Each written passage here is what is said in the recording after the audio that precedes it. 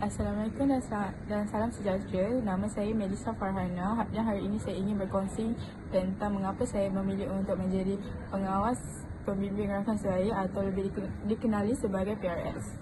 Saya memilih untuk menjadi PRS kerana saya percaya setiap orang memerlukan tempat untuk mendengar, memahami dan memberi sokongan. Sebagai PRS, saya dapat memainkan peranan itu bukan sahaja dengan memberi nasihat, tetapi juga dengan menjadi seorang pendengar yang baik. Menjadi PRS mengajar saya banyak perkara. Saya belajar cara berkomunikasi dengan lebih baik, memahami perasaan orang lain dan mengendalikan situasi dengan tenang dan matang. Setiap pengalaman ini membantu saya menjadikan lebih bertanggungjawab dan berempati.